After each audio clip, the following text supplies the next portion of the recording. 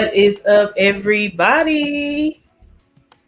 How is everybody doing tonight? Cole, I see you. Shout out to Cole's Cowboys in the chat. Very and super excited to be here with y'all tonight. If you're in the chat, give me a shout out so that I can shout you out. My name is Stargazer, but as y'all know, I just go by Star. I'm super excited tonight to get into some content that I've been working on for a while, actually like weeks. I've been working and trying to put this presentation together to talk about the Dallas Cowboys linebackers. How you doing, Kevin? Glad to see you in the chat tonight. We hopefully will have a special guest that will join us. Hopefully, I'm not gonna tell y'all who it is. If they don't show up, then they won't show up, and then it'll be fine. But if they do, it'll be great because I really want them to come and express some great football knowledge and bless and anoint us with some football knowledge tonight. But if they don't, like I said, if they come, they come. If they don't, they don't. We won't worry too much about it. As I said, super excited. You guys, before we get into the content, if y'all could please like, share, and subscribe to my YouTube channel. We are, when I say like and share this content, that means please share this video on your social media platforms. Please. Also, subscribe to my YouTube channel if you haven't already. And if you have subscribed, then tell your boyfriend and your boyfriend's mama and your girlfriend's mama, and tell everybody to subscribe to Stargazer Sports because we are going to be bringing a lot of fire content. As y'all know, things are now revving up because we are getting closer and closer to the season. Which I'm super excited about. I'm sure y'all have heard the various content creators talking about what's happening at OTAs and all that type of stuff, which we will talk about that at a later time, but I'm not going to really get into too much of that. Although there is some super exciting nuggets that have been talked about by Dak, Brandon Cooks, Mike McCarthy. So y'all know Stargazer is always watching, even though we may not do a whole show about it or anything like that. I definitely know. What's up, Carl? How you doing? Thank you so much, Carl, for you said you watch most of my streams on the smart TV. That's okay. Well, dang, you watching me on the on the big screen. I appreciate that so much, Carl, and thank you for being in the chat with me tonight. But as I said, please subscribe to my YouTube channel if you haven't as well. Please follow me on all my social media, Stargazer Sports for my Instagram, Facebook, which is Stargazer Sports Media, and Twitter, which is the Stargazer. Y'all can see there how it's spelled. So please do all of those fun and exciting things. As I said, so grateful for everybody in the chat tonight. Y'all know I usually do my platform do my stream on a different platform, but I'm doing it through a different platform tonight for my guests because on my other platform, I'm not really sure how to invite guests on there. I'm pretty sure there's a way, but I just haven't figured it out. So I'm doing it through my Restream, which I love this platform anyway, which I always stream through Restream, but y'all know I have little fancier graphics and my banner that goes across the top and all that stuff and my cool background music. How you doing, Brian? Glad to see you guys, see you tonight in the chat. So as I said, today we are going to talk about the Dallas Cowboys linebackers. And so if y'all give me a second, I should be able to share my screen here. And we're going to pull up the presentation and we're going to get ready to rock and roll. Oh, and if you guys could please also, if you feel it so kindly in your heart, to please donate to the channel. You can see my cash up there in my name. So if you guys could please donate to the channel, I would be so grateful. Because every dollar penny that you give me is going to go toward the channel and making the production better. And getting multiple monitors and things like that. But we already got some stuff in the works, and I might have a whole new setup in about a month or so. But as I said, I'm super excited to be here with y'all tonight.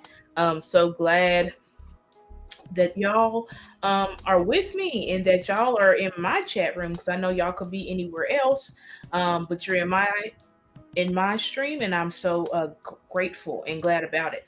Okay, so anyway, let's pull up, and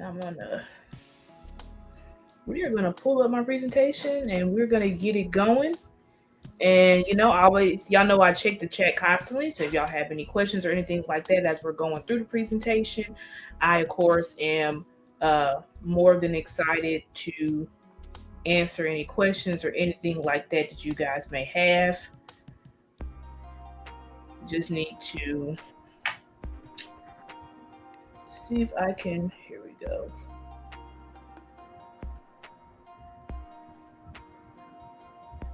Should be a window here where I can share my presentation.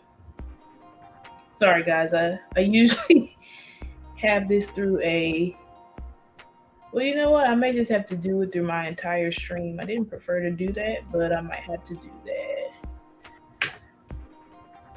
Because it looks like oh, you know what? Maybe. Oh, you know what? I think I know what I gotta do. Y'all give me a second. We're gonna build a plane while it's in the air. Just trying to bring it up to where I can show this as another window. Here we go. Slideshow. I hope we can get this up. Okay, let me see. New window. Maybe this will register it. Let me try again. Exactly, Carl. You're 100% right on that. Let me see. Got my Twitter tab, my Windows tab. I don't know why it's not popping up, so that's great. But anyway, we may just have to share my entire screen, and then oh no, it's saying that I haven't even given us permission to do it this way. What? Uh-oh. Running into some technical issues. That's probably why it's not allowing me to do. Let me see if y'all can see this. Yeah, y'all can see this. Allow me to share this screen. My Twitter screen, which I'm not even trying to share, but I just wanted to see if it allowed me to do that. But for some reason, it's not letting me bring up my presentation. That's great. Okay, well, let me see how I can. I gotta be able to show y'all this presentation. I worked like super hard on it. Every time I think things should just be smooth sailing, it's always some freaking issue. I might be able to. You know what? I think I know what I can do. I might just have to make my screen an overlay so that you guys can see it. I really don't know why it's not showing up as a window here, to be quite honest. Okay, so you guys can see my screen. Can y'all see my screen? Only issue is you guys can't. I know y'all can see me, but I can't really see y'all. But y'all should be able to see. Hopefully, y'all can see my screen.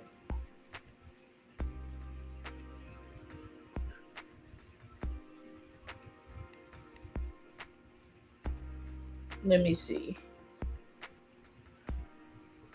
Because if so, I'm just going to have to kind of like go back and forth to the presentation. But I mean, that's fine. I can do that as long as y'all able to see what I'm showing y'all. Okay, so anyway, I'm going to have to go back and forth. Hopefully, y'all can see on the screen what I'm saying. I'm going to pull. I mean, not what I'm saying, what I am. See on the screen what I am showing. And I'm just going to pull up my chat here on my phone. so that we can get it rocking. Let's see here. And Quetta, thank you so much for your Cash App. I appreciate it. I got it here. Thank you so much. Let me see. So much for your Cash App. I appreciate it. I got it here. Thank you so much. Let me see. So much for your Cash App. What's up, Key? How you doing? Can you guys see Can you guys see my presentation or no? I don't know if y'all can or not.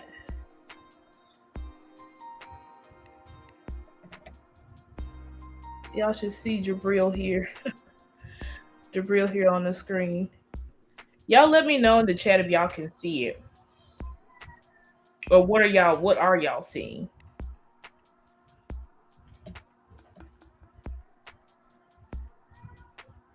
From my phone, it doesn't look like I'm showing anything, but you should be able to see this.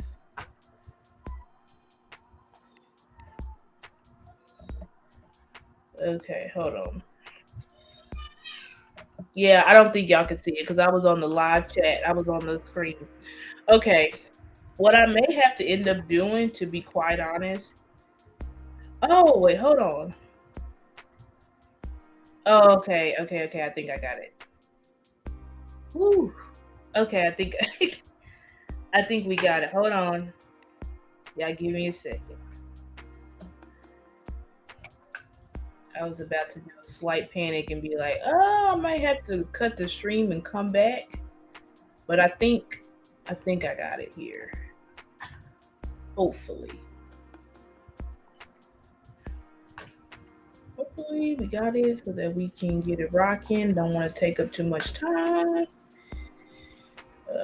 Let's see here.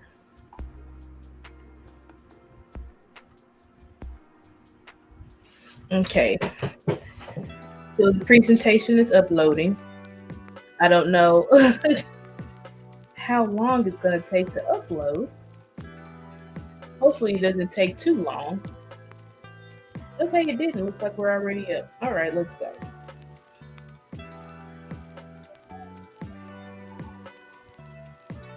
Boom. Okay. Hey, we got it. We built the plane while I was in there. Okay, so I'm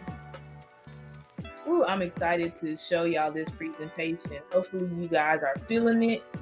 I guess let me see. I'm trying to see if I should shift my screen a different way. Okay, yeah, I'm gonna show it like this. Anyways, so today's presentation is linebackers, why we should see more of them in 2023. Yes, this is a show where we are strictly going to be talking about our linebackers and a little bit about our safeties as well. So y'all sit back and relax and enjoy the show. Hopefully y'all are enjoying the little ambiance and music I got going here in the background. Okay, but anyway, let's get into it. So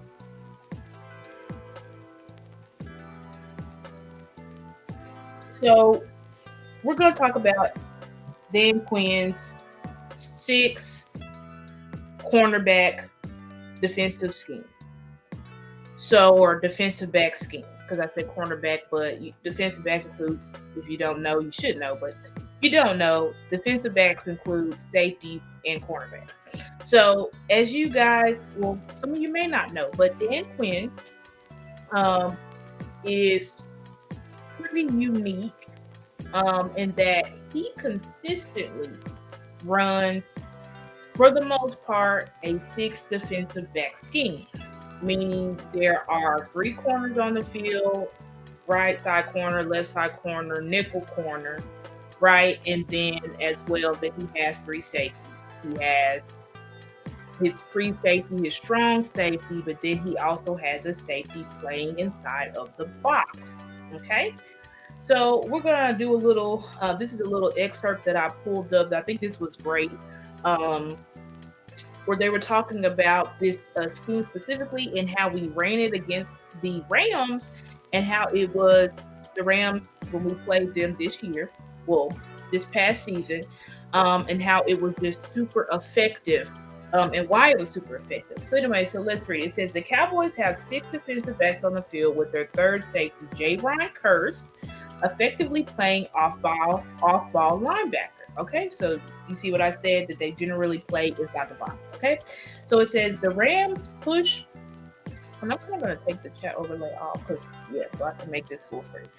So it says the Rams push the half slide to the left and use the tight end on the right to check and release, leaving the running back to scan for extra threats up the middle. In theory, this is sound, but the Cowboys drop both edge rushers out in the coverage. Parsons 11 dropping out from the right side sort of nullifies the entire reason the Rams added a chipper to that side and slid the other way in the first place. Quinn then sends both Leighton Vander Esch and Kurse on a cross-dog blitz. I don't know if y'all know what a cross-dog blitz is, but it's essentially you have like two linebackers in the middle that basically hit two different gaps. Essentially, they cross. Instead of just going straight, they just cross over. I think I'm pretty sure it like confuses the linemen when it comes to the offensive linemen when it comes to assignments and things like that. So anyway, it says with Vander Esch going first and blindsiding the center, Vander Esch gets enough of a runaway to bounce the center to the curb and force Stafford to run for his life, only for Osa Odighizuwa to clean up in the end. What's up, Dope? Glad to see you in the chat tonight. Don't worry about being late. We just now getting started. We had to build a plane while I was in the air, but we are rocking right now. So anyway, so this is an excerpt again where they're giving commentary on essentially because they wanted to know how effective or why was, because y'all know at the beginning of the season, we were number one in pass rush. Now, of course, that tailed off toward the end of the season due to injuries and other things. But at the beginning of the season, we were really, really knocking people's socks off or knocking the quarterback's heads off with our blitzes. And so it's because of these exotic different types of zone scheme blitzes that Dan Quinn is running with, like I said, 6 defensive backs. So basically, traditionally you would have a linebacker in that position in which Kurse was playing. Because y'all see here in the excerpt, it says Kurse, he's effectively playing a middle linebacker position, right? And so y'all know that this was a scheme that was implemented last year. Y'all know last year we didn't really have two. When I say last year, I mean in 2021. So sorry, that's 2 years ago. We in 2023. Sorry. So y'all know that Dan Quinn started doing this in 2021, where he basically had Javon Curse playing in the box quite a bit. Essentially he did that. Why? Because we didn't really. Who were our linebackers at the time? We got rid of Jalen at the beginning of the season of 2021. So we had Vander Esch, and then we also had Keanu Neal. Y'all remember that? That experiment that definitely did not work. Yes, Coach. How you doing, Coach? I definitely sent you the link. I told y'all who the surprise guest is. But Coach, yes, I sent you the link to your Twitter. You didn't get it? Let me know and I can try to send it again. But I did send it directly to your Twitter, if I'm not mistaken. Let me check. Yeah, I sent it. I sent it to your Twitter, Coach, so it should be in there. So, anyway, so surprise, guys. Coach Marv will be joining me tonight just to talk a little bit of ball. So it's gonna be super exciting. We can get him in here. Hopefully he sees the link and he'll be able to appear backstage so we can get to talking. And I might end up pausing my whole presentation and kind of going into what I really wanted to bring Coach on to talk about, because there is an idea that he has been putting out into the nation that I want him to flesh out and talk about more and explain, why he thinks. Oh, here goes Coach. Let me go ahead and add him into the show. I think we just do this. There he goes. Hi, Coach. How you doing? How you doing, Star? You doing great. I see you doing great, man. You putting out great content as always, man. I've been very impressed by your content and your knowledge of getting these cowboy fans on the right page. Thank you so much, Coach. I really appreciate it. You guys, if you guys don't know who this is Coach Marv. You guys should know him because Coach Marv is like, I would say he's just like the father of us all, the content creators, and that his knowledge is just so vast, and he just has insight that we don't necessarily have as younger content creators and players and things like that. Y'all give it up and put some claps in the chat for Coach Marv tonight joining us. But Coach, so my presentation today we're talking about the linebackers, but you know that I brought you in because I wanted you. There's an idea that you have been putting out about um a different defensive scheme that we possibly will see more of in 2023. So would you like to talk about the idea that you've been putting out, specifically talking about moving us seeing more of a 3-4 front versus 4-3 on the defensive side of the ball? Right. The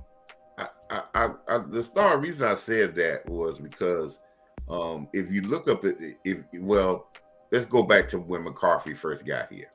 Mm-hmm. When McCarthy first got here, he hired Mike Nolan, which Mike Nolan was known for a 3-4 scheme. And there was talk that Mark McCarthy said that he wanted to be a more versatile. He wanted to be a 3-4 guy, which Mike McCarthy, all his defenses were 3-4. Have been 3-4. Okay, yep. So they went out and got guys. I remember they picked up the guy from the defensive end. Now he's in trouble again. Alton Smith, which was a basically an outside linebacker, but he could play defense end, but he really played standing up. They had guys standing up on the ends, but they wanted maybe to go to a 3-4 at that particular time. But sometimes when you changing, well, all the time when you changing from a 4-3 package to go to 3-4, you can't really do it in 1 year because you have to change out a lot of your personnel to fit a 3-4. Right. So the thing didn't work out with Mike Nolan. Then when Quinn came in, he was known as a 4-3 guy, but he was more of a 4-3 under, where it has some characteristics of a 3-4.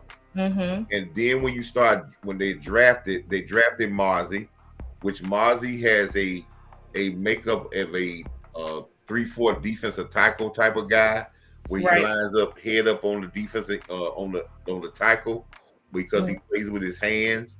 Golston was a guy that came out of Iowa, which was basically a 3-4 defense.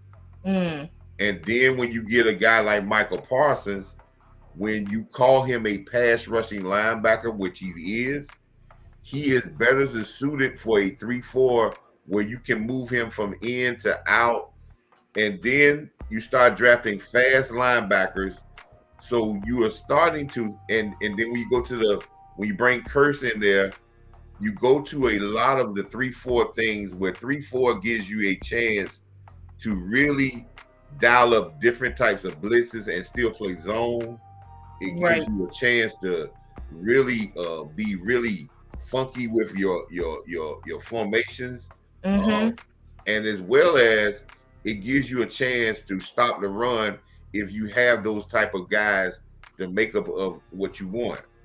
And then when you drafted Marzi and you got Hankins, you're looking for guys that they really can play 2-gap, and both of those guys can really play 2-gap. So I don't see us going strictly 3-4, but I would see that all this year because you're changing out from the natural 4-3 defensive ends. I think D-Law is the last of your 4-3 defensive. He's the last of the Mohicans. And you remember I asked you that, Coach. I said, Coach, I'm with you on that, because when I started looking at the linebackers, I said it would seem to me that we actually have now built up a depth in a good core of young, fast, and physical linebackers. Right. And you could probably put Sam Williams where exactly to rush as well as playing sometimes dropping coverage because, in certain cases, because of his speed, and he probably can play better with his hand off the ground. So I think D-Law and D-Law talked about this. This really makes me think about it because D-Law fits at this point in time with his run defense. He fits that 3-4 defensive end when he lines up head up over the offensive tackle, because now he can use his hands and he can take an inside charge and dominate. And he talked about in the mini camps that he's gonna play inside more because of the fact with his legs and his knees not being as quick and agile as he used to be. As it was, right. But he still could put pressure because of his technique. Yep. But you don't want him you want him to have a direct path, not when he has to contain the quarterback. Because last year, if you think about it, Star, that hurt us a lot. When people talk about our run defense was misconstrued because when we had guys like D-Law get in there and we lost containing the quarterback got out the side door, we gave up a lot of yards to on quarterback scrambles. Yep. We gave up a lot. We gave up, I think, if you look at it, we gave up the most reverse yards by sweeps by receivers in the league. So those things, I wouldn't be surprised. Those things make your run stats look really really wonky. Yep. And just let contain and getting out of that. And then one last point, when they had a interview with the new assistant defensive line coach, the guy that got out of Florida, Sharif Floyd. Yeah, he played. I think he had some time here at the Cowboys. Yep. And I think he's replacing Leon Lett. Yep. Lett is a strictly a 4-3 guy, been a 4-3 guy all his life.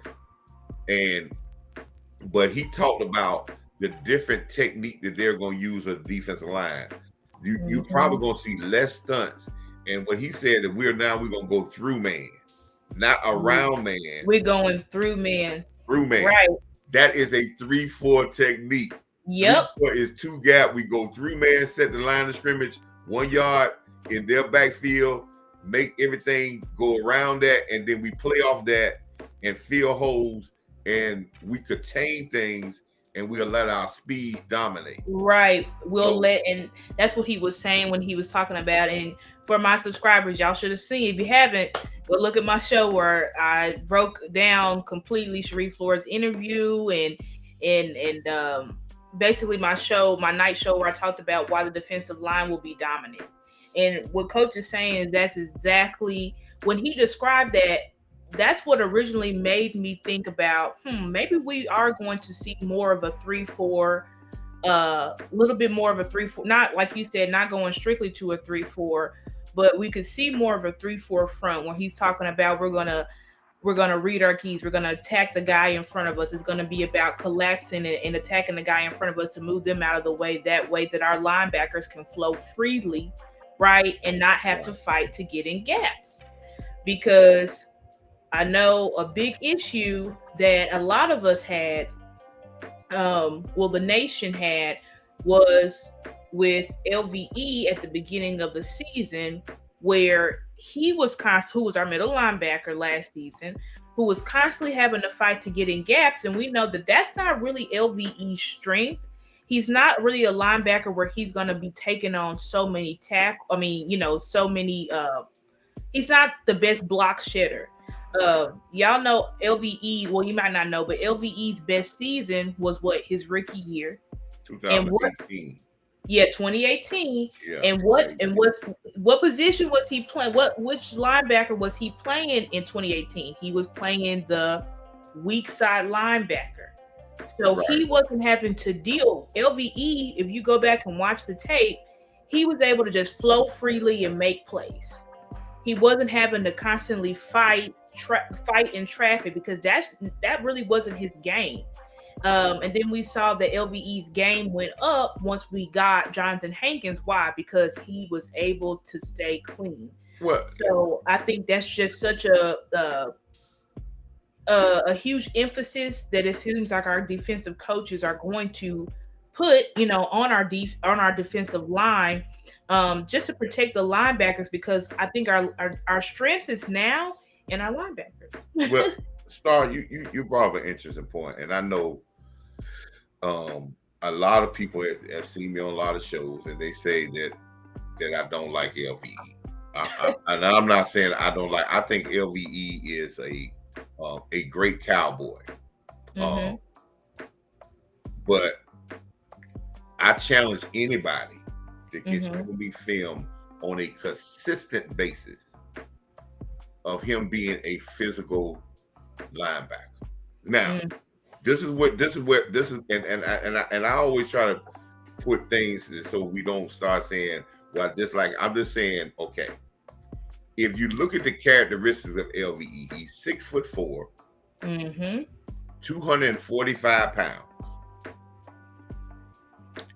and think that would be your thumper, and he's not your thumper. So you say, okay, if he's not our thumper, he must be our speed guy. Well, he's not the fastest guy either. Now, does he has the intellect, as Quinn has said? Yes, because does he orchestrate the defense well? Because let's think about it. Last year he had to orchestrate the defense because he was playing with a bunch of very, very young guys, right?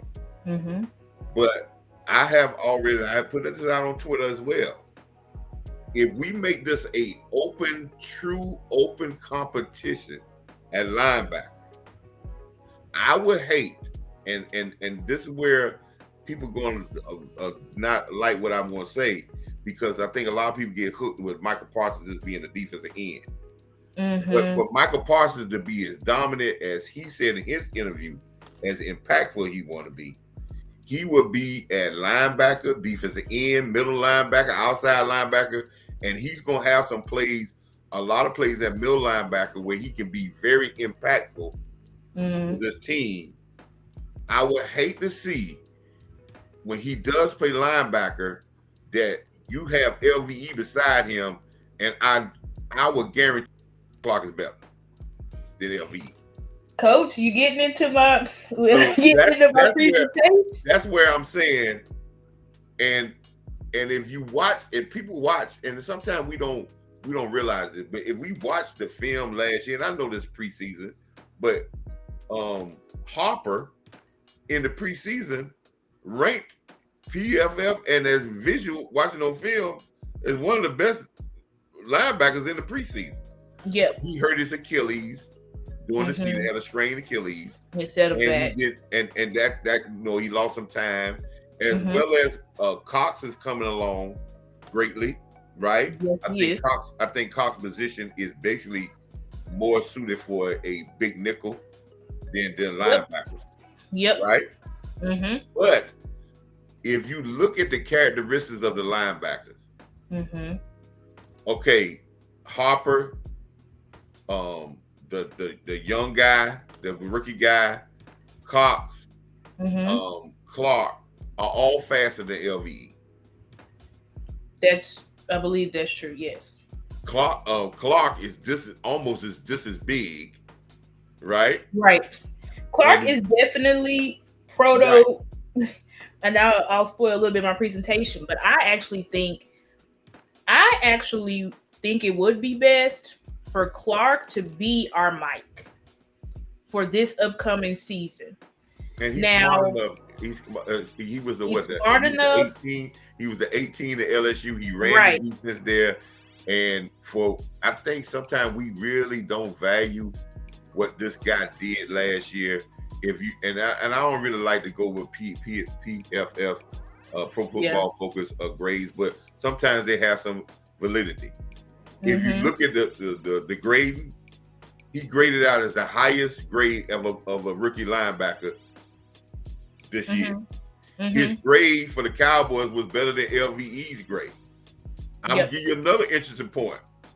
Guess who else graded linebacker was better than LVE's grade? Who? The guy they wanted to get out of here. Even Anthony Barr graded out better than LVE. But we say the last 5 games where the Cowboys look better defensively with LVE. I think that wasn't just with LVE. I just think we just got tired. Our offense wore our defense out because they played so many games, so many plays, and they just had to get their second win when they got to the playoffs. But if you think about it, if you put this guy and this guy like Clark, listen what he did, Star. The guy didn't put on no full pads until week 8 or 9 as a rookie. Yeah. And then he had to go directly into a game and start. Kabar got hurt and played well with no training camp of physical play, no first 6 weeks of physical play. And he went into the game and basically played well. So where do you think he's going to be now where he's had a full off season? He's gotten that play. And now, if you looked at his stats when he came out of LSU, he had 150 tackles, 17 tackles for loss in the SEC. Yep. I got where's his stats here? This is Damon's stats, guys, in college. He was number 1 in the SEC in solo tackles. In assisted tackles, he was number 6. He was number 1 in total tackles, and he was number 2 in the SEC for tackles for loss. And he would have been a first-round pick if he didn't go in. And listen, it's not that I know some people say, well, he may be fearful of the neck. He's the type of player that's not going to be fearful because of the neck, because his neck didn't get he didn't never feel the pain of the neck getting hurt. He just got it realized when they did an X-ray and they said, "Oh, you got a problem with your neck." So he doesn't have that fear of going and saying, "Oh man, I remember when I hurt my neck." Right, because he didn't even know something was wrong with it. Yep, he got it fixed before he even found something wrong. And the kid runs a 4.4 40, and he's 6 foot, I think 6'2", 230 pounds, 6'3". So again, I would hate to see this guy get less playing time when you have maybe Micah goes to linebacker, and I have a great guy like that on the sideline in some plays. But I just say it like this: if they make it a true competition, my money is on Harper, Cox, and Clark to be that guy. I just don't think we should just say LVE is just locked in like we locked Dak Prescott into starting quarterback. Oh, LVE is there, and everybody else, they battling for second place. Right. Because the Cowboys don't really believe that. Because the reason why the Cowboys don't really believe that, because last year LV paid for $2 million, basically $2 million, a starting linebacker. Yep. This year he's paying for $3.2 million. Don't believe that fact, that 2-year, $11 million contract. Look at the breakdown. It's only a $3.2 million cap hit where they got $2 million in incentives if he play, and there's only $5 million guaranteed, so he don't even have a guarantee for next year. Right. So the Cowboys did not invest in him saying that he was a top linebacker because the market showed you what his play, what the other NFL teams think of his play. I think we have devalued the play, and we say, well, he played a little bit better, and we make it look like it's great, but it was just a little bit better because, Sky, you talked about it when he had a game, he had, I think, 11 or 12 tackles. Everybody was like, man, LV played very well, man. He was a star of the game. But they forget the game before that, he had 1 tackle, no assist. I think his best game, I think, was the Texans game. And then look at the game before that. Actually, playoff. Before that, the Texas game, he played the best game against the Texas game. I think he had about 15 combined tackles. When you talking about that was the game I remember distinctly him just flying around. Yeah. And then you look at the game before that against Chicago, he had 1 tackle. Yeah, I think with LVE, I think LVE has a position on this team. I actually think LVE, if he goes back to a weak side linebacker, I do think that that's his strongest suit, and I think that he has a little bit failed because he's not Damone Clark-ish. Damone Clark is, to me, the best. Well, I would say him and Micah. But when we're talking about off ball, right? Because Micah is still, because he doesn't really play off ball that much. He's mostly an on ball linebacker. He Sometimes you'll see Micah and he'll kind of look a little bit like he's going off of instincts, right? He flows off of instincts, and he's a forward. He's a, what we he's call a 4-3 guy. No, So he's a linebacker. He's a guy that he is always coming forward. He's attacking. That's the problem with LVE. LVE, I keep saying this, dog. We watch film. LVE, the problem I have with LVE is when he comes forward, which that's not often. He looks okay. But what I disagree when you say he'd be a better at the weak side. When you have a weak side linebacker, he's going to be able to roam free. And what you want at the weak side linebacker, you want two things. One, you want speed. Two, you want a striker.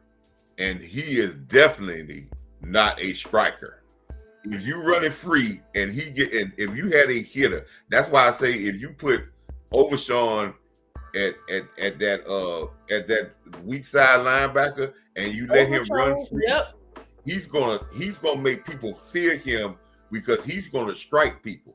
LVE is what we call a catch tackler. That's why if you look at the stats, he most of his tackles are 5-6 yards down the field. A lot of people want to say that's on defensive line play. No, that just means you're not going forward and you're not attacking.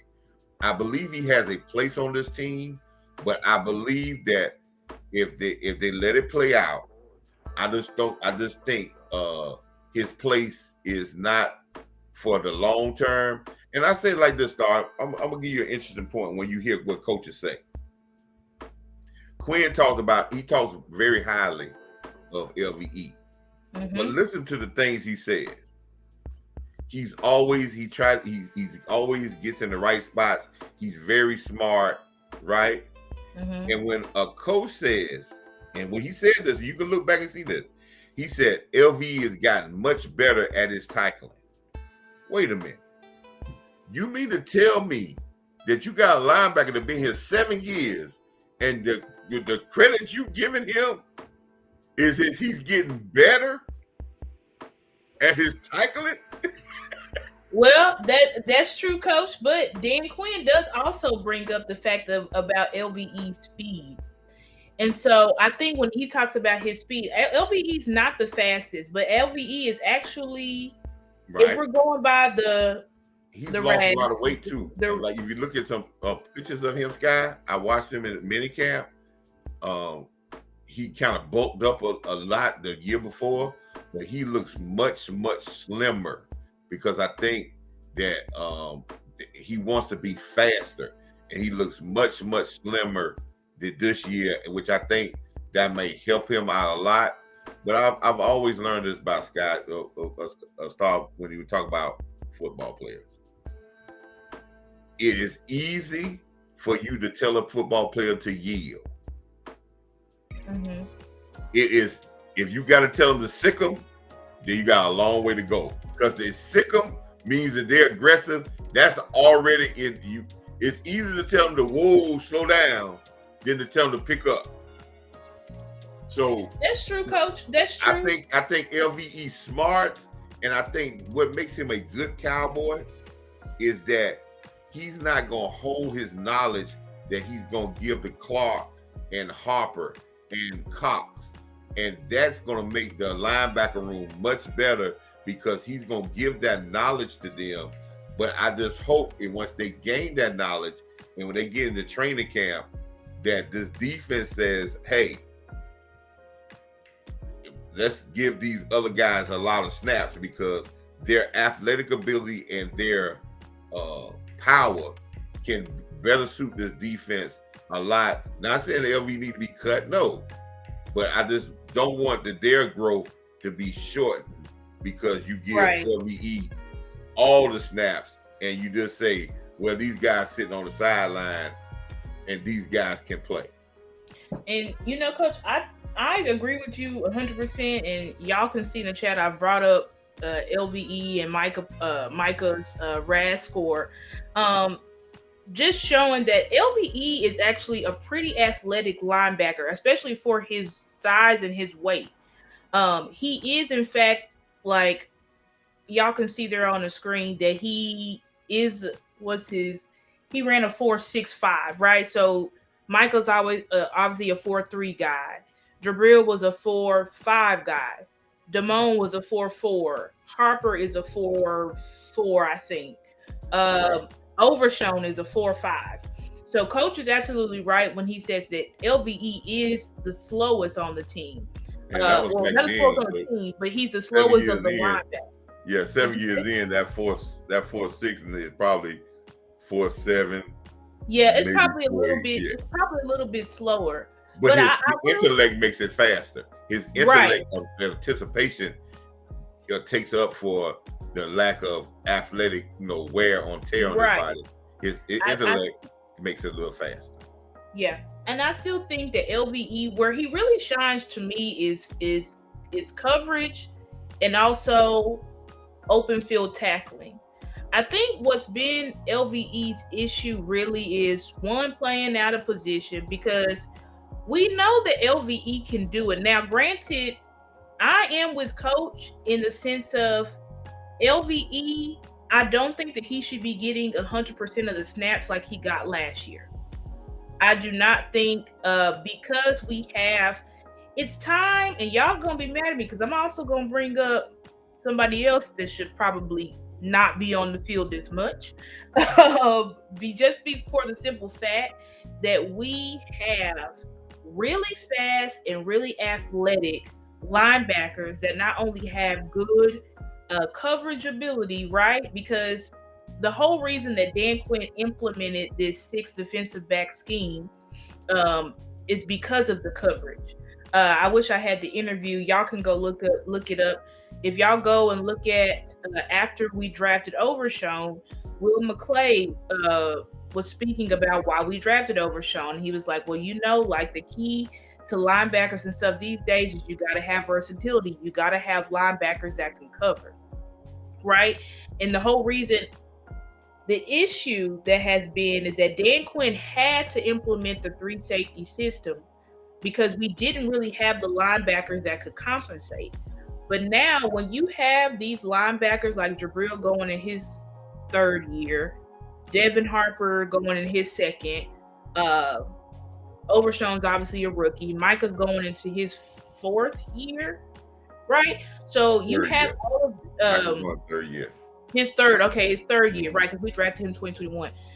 Devin Harper. So when you have these guys that are slowly, now they're getting acclimated. Now Jabril is coming off of that injury, right? Because we didn't see him much last year, but come to find out that the reason we didn't see him much is because he was still suffering. He was still suffering from that.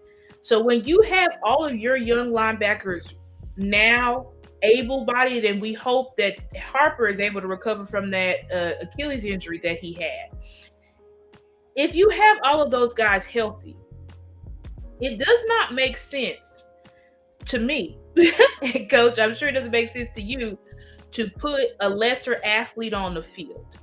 The only reason why you would put a lesser athlete on the field is if their football IQ is obviously way higher than that person, and they don't have the ability to flow off of instincts like somebody like a Micah Parsons, where they can, they may not know exactly what's going on, but they're so freaking fast they can still make plays.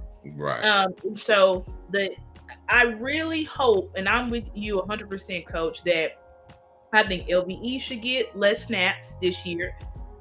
He's still valuable, his leadership and everything like that. You see the young guys, how they speak about him, including Micah Parsons. So LVE's mentorship is still here.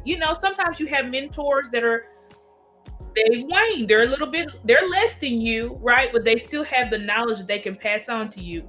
A story that I remember from the Playmaker, I think he was on the Fan when he told this story about, and I can't remember who the wide receiver was, but he was saying that there was a lesser wide receiver on the team. He was really, he basically had aged, he had regressed, but he was like Right. I that wide forgot that receiver. he caught a crucial touchdown in the first Super Bowl run when they was at San Francisco. Matter of fact, he caught the last touchdown for the Cowboys on a pass that scored that game. After Harper had caught the touchdown, he got that touchdown pass and got across the goal line. And Michael was talking about him and how much he was valuable to them. Right, and how much he taught him. So it's like sometimes I don't have that athletic ability, but I still know the game mentally, right? So my Right. body can't do what yours does, but I can teach, say, you know what, you got this athletic ability. If you do this and you do that, then like you can be great. And I think LVE spoke about Damone. I think that was at the Home Run Derby interviews where he said, he's been spending a lot of time with Damone. He expects Damone to have a big year. But even Micah said that he doesn't think that anybody on the team loves football more than Damone. And I think I would say our two hardest workers on the team is Dak Prescott, Damone Clark. And I think even Dak said Damone Clark because he was the only person. Y'all know Dak is the first person in, last person out. He was like the only person that was close to beating him was Damone. And y'all have to know how hard Damone worked when he got spinal fusion surgery.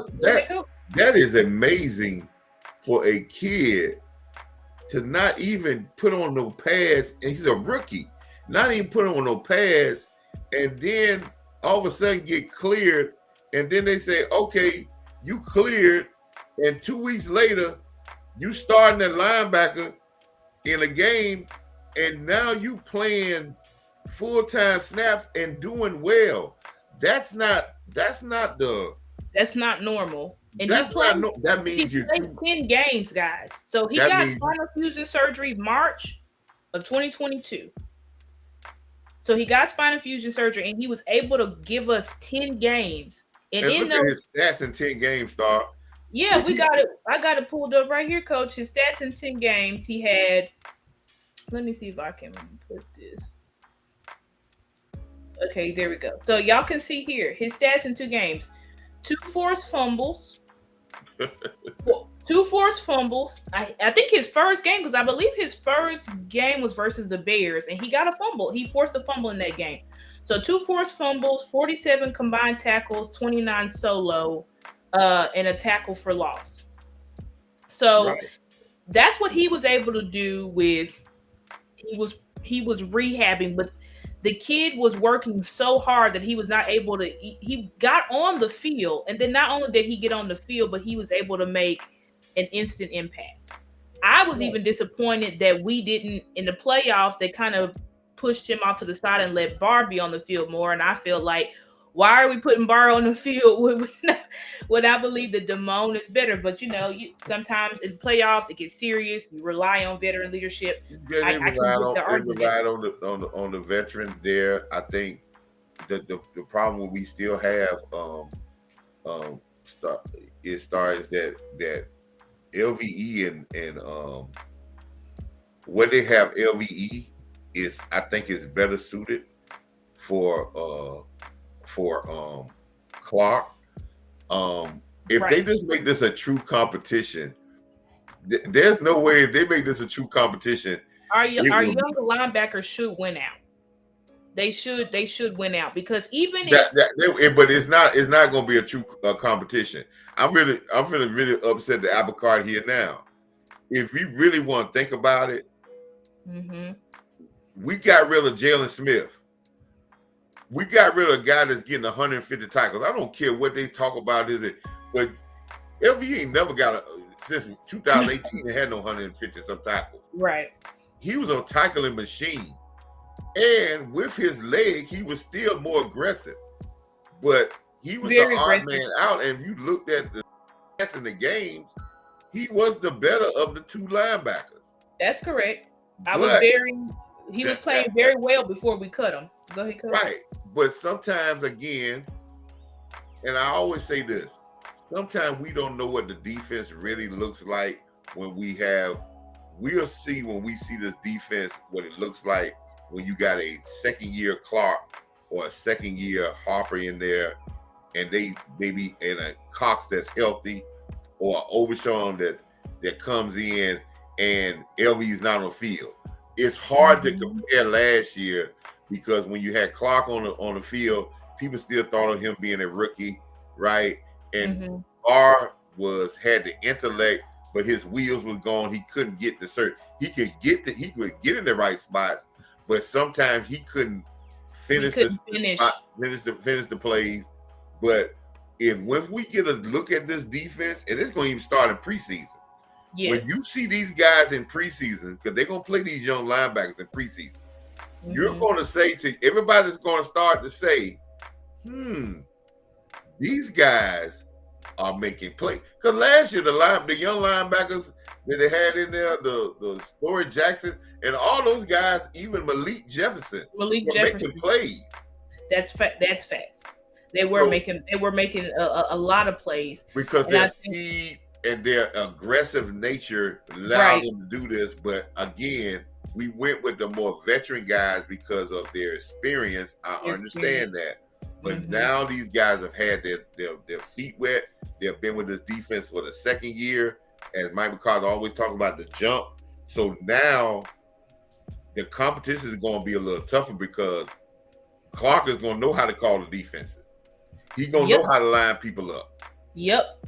And I really think go ahead. Yep. And I really think that's the only reason why we brought LVE back on that 2-year deal. Because I think they were just trying to, you didn't want to take pretty much that type of veteran presence away, especially knowing LVE. That's right. You're so right about that. You're right about that. So, you still want Clark to be, basically, I feel like they kept LVE to be a mentor. That's what you're bringing him like the Sean Lee. Correct. Exactly. They want him to mentor these young guys. And I think LVE is okay with that. And I think that, hopefully this year we're able to see these young guys get on the field and play because we know that they have the ability. And then we set for what? 2 or 3 years at linebacker. Yeah, we're gonna you have to pay in a whole lot of money. That's the gravy. Listen, if these linebackers pan out, we set for 3 years with these, at least 2 to 3 years with these guys without big money. Right. That's the potential to have, if we can get all of these guys up to speed and on the field, we have the potential to have the best linebacking core in the league. So we already are in contention for having the best secondary. So if y'all could imagine, if we can add on top of the best secondary, having the best linebacking core in the league, because we have nothing. All we have in our linebackers is length, speed, and toughness. Right? LVE is like the one outlier where sometimes it's just not consistent. But he's long.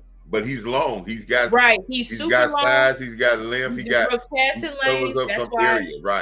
Right. He's good. He's good in open field tackling because he just has the lean fall out. He has that same type of ability that we see with D-Log that makes him just highly skilled. His fall out, shoestring tackle and stuff like that. So, but I strongly think that if these coaches, because I didn't like how they did it last year, where they kind of just like solidified people's position in the preseason, like Noah Brown was on the bench and who else was it? Armstrong was on the bench. And I'm like, why are these guys on the bench? Why are we just automatically saying, yeah, you guys are 100% the starters? But clearly that's how they chose to go in that direction last year. And you never know, some of the guys, I've been there, and I know people get mad when I defend Noah Brown, but Noah Brown dealt with a lot of injuries his whole career at Dallas. But I commend Noah Brown for what, man, people just don't understand the dirty work on special teams and Noah Brown was your virtually receiving, blocking. Correct. We use Noah Brown. We We sent him pulled in Noah line to Brown. block. He was Yeah, an we pulled in-line him blocker. lead blocking. He's a phenomenal lead blocker. And Noah Brown, to be honest, just like Anthony Brown, like we got the most out of those guys. We got all the juice out of that orange. We got and for 46 catches, 500 some yards, and 4 touchdowns. He had a career year last year. That's career year. That's the same year that what's the receiver to the left here? That's the same stats that Cedric Wilson had. Yep. Like Noah Brown definitely. Only thing with Noah Brown, he had those stats, but he didn't have Amari Cooper and CeeDee Lamb stats in front of him to make those look good. If he had those two guys in front of him doing what they do, we would be talking about Noah Brown was the greatest thing since sliced bread. We'd be like, to go along with 2,000-yard receivers, he would have looked great. But to go along to make his stats look like the second stats, that don't look good. Yeah, it just is unfortunate. Even like his best game. Shout out to Law. Thank you so much, Law, for popping in the chat tonight. But he was having a great game, that Jags game. He had 2 touchdowns and everything. It's just unfortunate that he was out of place. Like he didn't have the best of luck either. He was looked upon where if he was a third wide receiver, just where his stats were the third best, if he would have dropped the ball here and there, when we wouldn't have exploded. But when you're the second best receiver, yes, that's a bigger problem. Exactly. I don't think the Cowboys planned it that way because they thought Gallup was going to be better. But when Gallup didn't be better, now you just put too much stress on Noah Brown to be pressure. Yep. Even more. That was not what he's going to be. But for him, he had a career year, and that's what we want from our receivers out. Tolbert and whoever, Simi or whatever. Right. Let's have a career year, and we'll be happy with that. Yep. That's exactly right, Coach. Star, I tell everybody this. When you put a team together, right? Mm-hmm. If you can get out of 53 guys, if your stars are going to be stars, if they do what they do, right? Mm-hmm. But out of the rest of the players, you really basically in your stars, you only got maybe 3 to 4, maybe 4, maybe 5 stars. Okay, let's say they do what they do. Mm-hmm. If the other 48 people can all, and I ain't saying they're going to be Pro Bowlers or all pros, but if the other 48 people can have career years, the best year that they ever had in the NFL, you got a great team. Exactly. And that's what's beautiful. And I also talked about how the beauty of, everybody was upset about the draft, but the beauty was that everybody was saying, well, we didn't draft a single starter. And I'm like, guys, the beauty is we didn't need starters because we already had a team that was established. We already had a culture that was established. So what was beautiful is that, and that's what was special to me about our draft, because everybody else in our division, they had to draft starters. They had to draft replacements, right? Because they lost guys, or if they didn't lose guys, they just didn't have guys. You know what I'm saying? Like the Commanders, like they didn't have guys.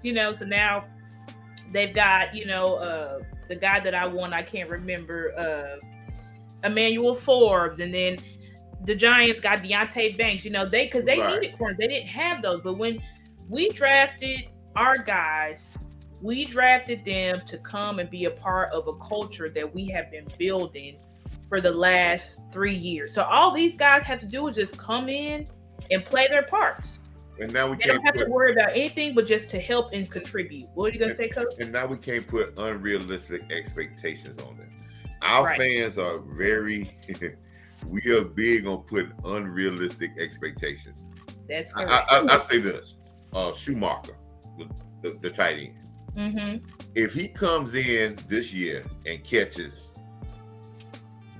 25 passes, 20 passes, maybe 2 touchdowns, but his blocking rate is graded at 85 to 90, right? Right. He has done over the top great. Over the top. Because all we that's can what ask you for. drafted him. You drafted him the first one to be his first job. And I always tell people this when they don't want to hear this, but your first job is a tight end, right? Your first job is blocking, because that's what you're gonna do most. You may catch some balls, but you're gonna block every play, because you're gonna be most times you're gonna be drafted in line. You're gonna play in line, so you're gonna have contact every play. If he's a 90% blocker, and with all the other weapons I got around him, if he catch 20 balls and maybe a touchdown, but he does the first preference at a high level, he is a success. Now, some people gonna say, well, no, he got to catch us 45 catches and 700 yards. There's not enough balls for him to get. Right. You got too many other places the ball that is got to go to where he's not going to get enough of balls to do that. So, but if he does one thing that there is not enough, there's a big position where he's going to have a lot of opportunity for, is in 21 personnel, making those outside back, pulling on plays, making blocks that we're not going to watch on, that's not going to make the ESPN highlight. But I can go in as a coach and say, I can count on him to make that block, details, and he's going to get that done. If he can come in, solidify that as a big-time blocker and get some catches, he has done what I drafted him for. And then we'll move it, we'll progress him as he goes on to be having a bigger part of the offense. Right, in the pass catching. Right now, that's what I want him to do.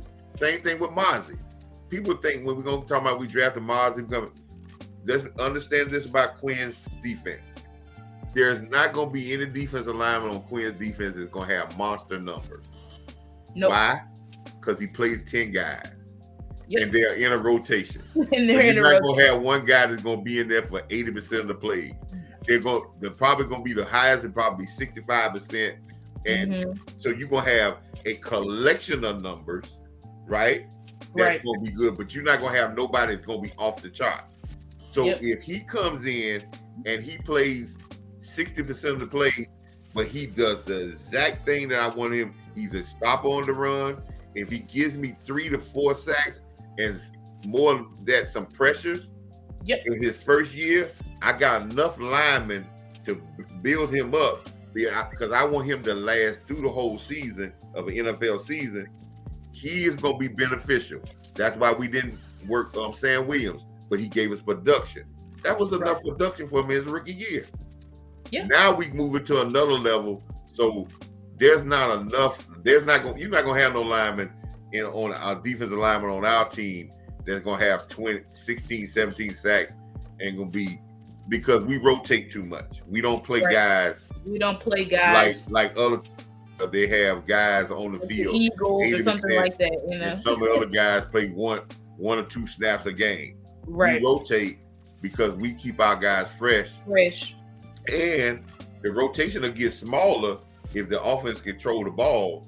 Then you'll see our major guys out there more often because we're not playing as many snaps. But let's don't put unrealistic expectations on this rookie class, because you already got a good team. One thing you asking these guys to come in, make a few plays, make some splash plays here and there, but we're not going to lean on them to make all the great plays, but we want them to make the rest of the team solid, and they can come in and gradually get into the framework.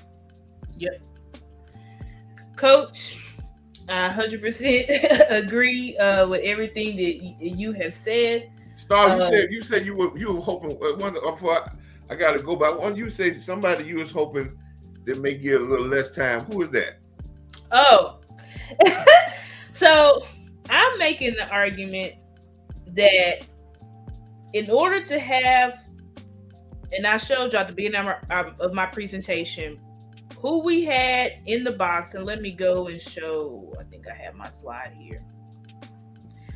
But Dono and Curse had, I gotta go back. But Dono and Curse had behind the linebackers they had the most snaps in the box. If I look here, they had their box snaps. Dono had 441, Curse had 347. And we know that Dono only had more snaps because y'all remember Curse ended up getting hurt. Right. So on this particular slide, I'm talking about the issue with the scheme. So I say teams begin to counter the six-man defensive back pass defense with running the ball and big plays from play action. And running the ball against our defense led to safeties having to come up and tackle, which led to injury. Curse missed 3 games with his neck injury.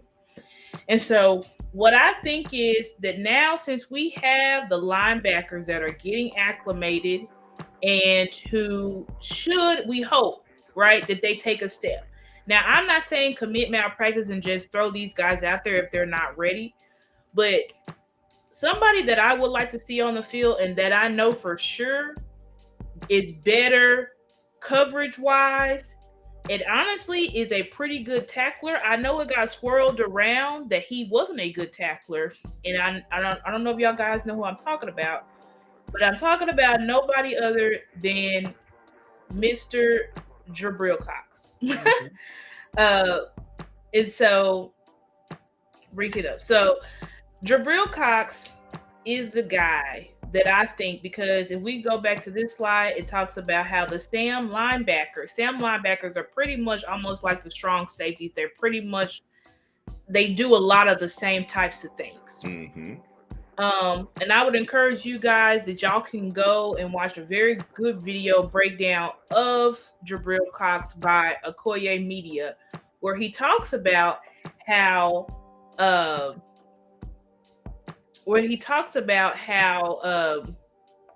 Jabril Cox, even though people were so like, we're in Cowboys land, we get so scared to switch positions and things like that because in the past we haven't really had a good, I guess, reputation with that. But somebody like Jabril Cox, with his coverage ability, when he was not only covering tight ends and running backs in college, but also was able to cover some wide receivers in the slot. When you have this type of elite type of coverage ability and a pretty good tackling ability, because if we look here, we'll go to here. So prior to when Jabril got hurt, him and Micah coming out of the draft were the highest graded rookie linebackers against the run. And then I went deeper and I looked at Jabril Cox's notes, his draft prospect notes, and nowhere on there did they say anything about his inability to tackle.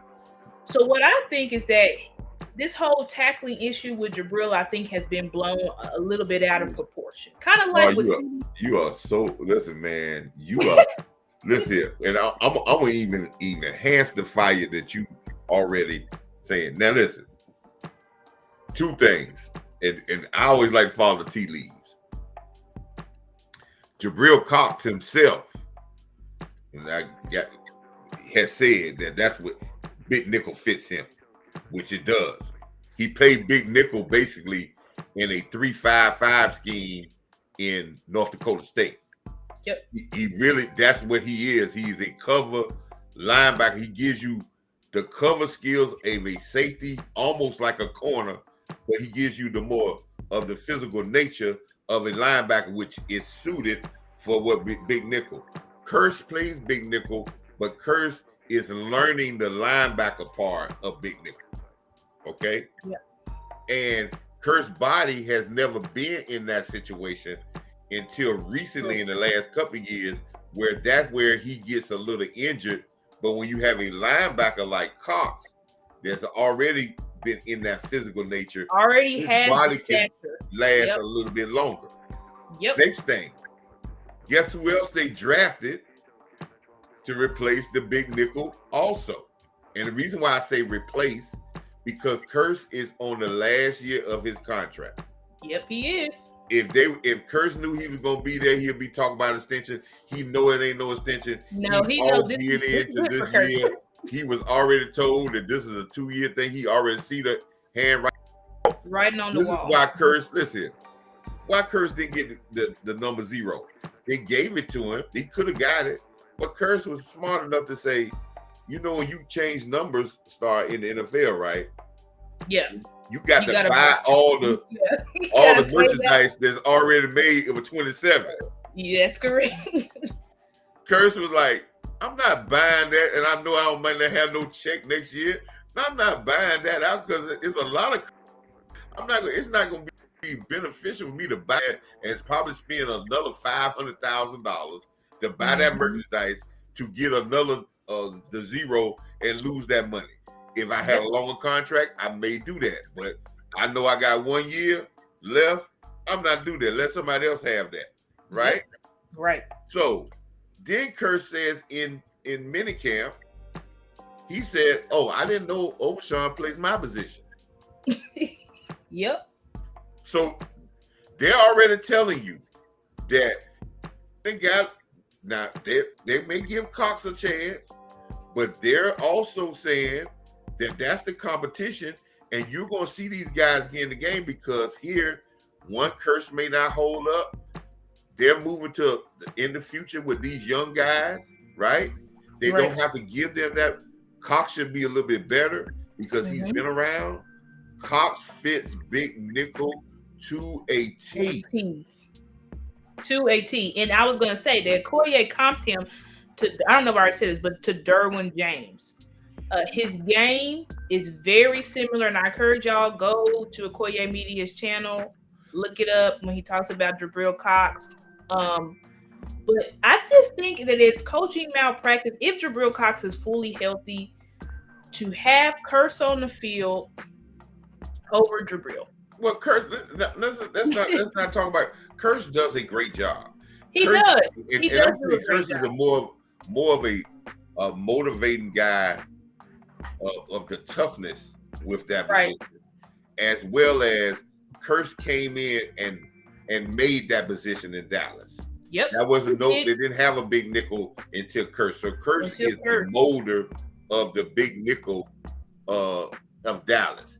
And Curse plays well when he's on the field, but he understands that these young guys are coming.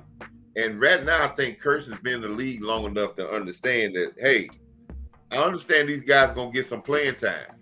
But I think right now what he wants to do is to win big in Dallas because he understands the upside of the afterlife of his career that he can make in Dallas, even though he doesn't even play football for Dallas. He can have a niche in Dallas where he makes money the rest of his life, like a lot of other players. Right? So he's thinking long term, and that's where I think players, well, if you get so many years, think long term, because if you can win here in Dallas, you can make money for the rest of your life. But that's going to be a very interesting thing that you brought up there, because there's two guys that can kind of fit that mold, and if they really start showing in training camp, you got to find a place for them.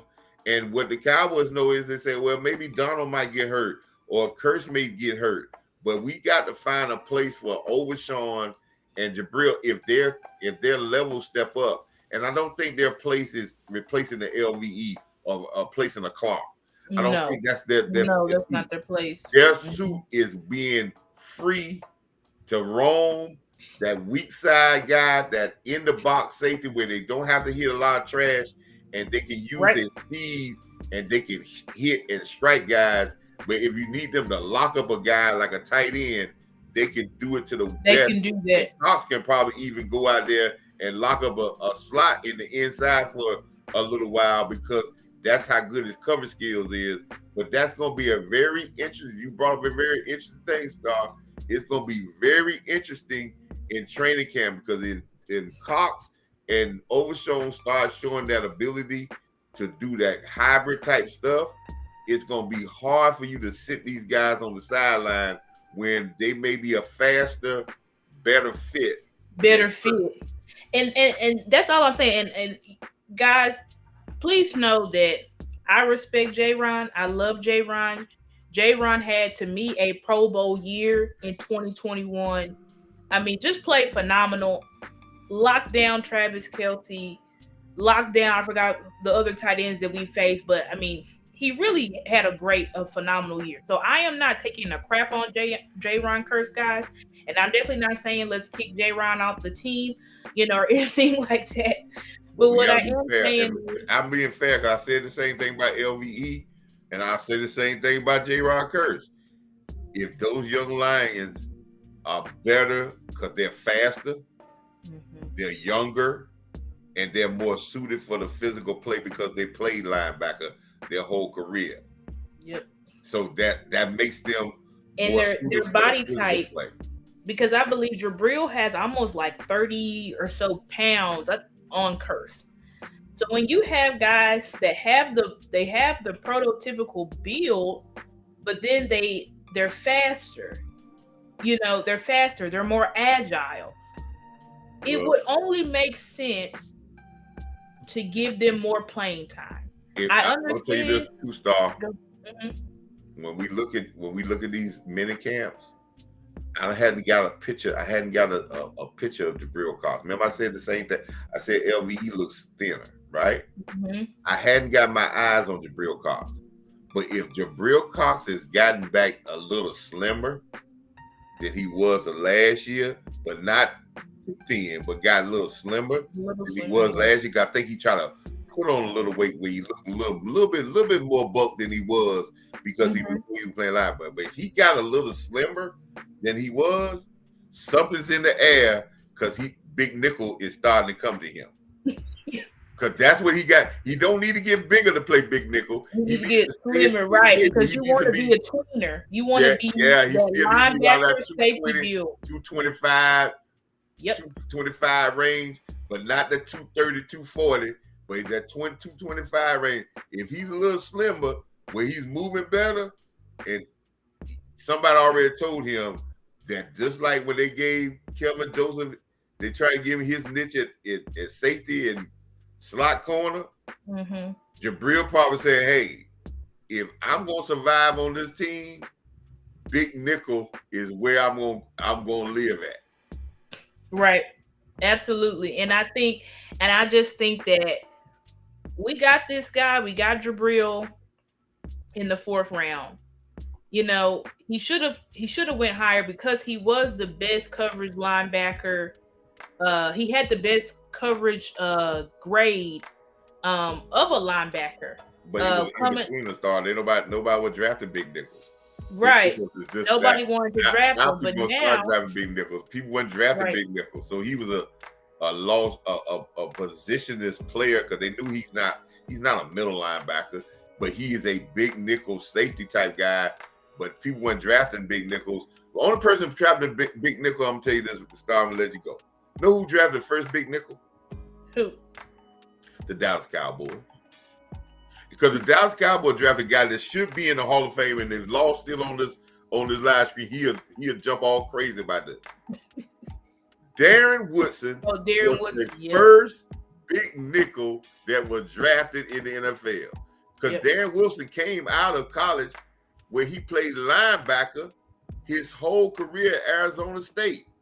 But they drafted him and moved him to safety, and they put him in the box where he was a big nickel, basically, that could guard guys, play in the box, as well as guard guys.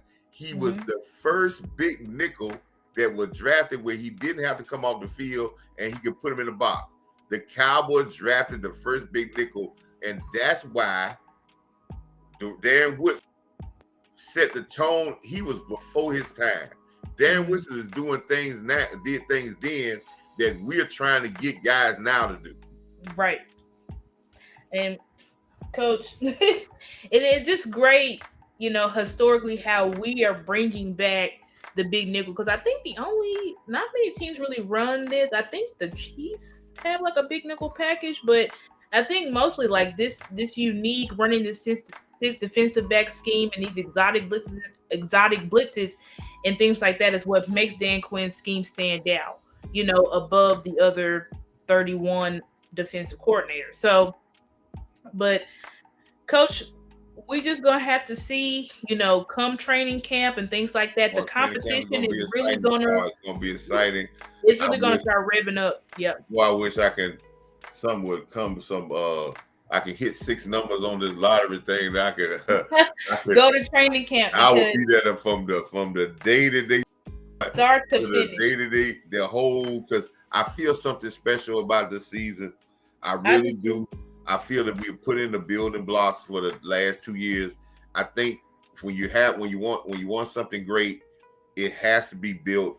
I think McCarthy and this team have moved forward. This team is young. I think they're at their point. And sometimes right before you get to that top level, you have to make a switch in coaches to get that juice to get you over the top. And I think that's what's happening. But I appreciate you, man, for doing all you do. Because you're doing something that I'm eventually gonna try to start myself of starting a channel, but it's not to the point that you start a channel.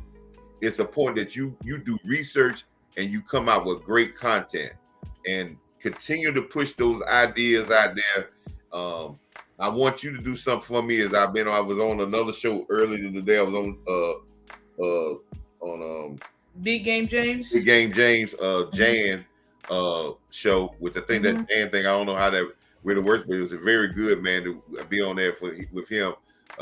People get this pop in, but I want you to push something for me.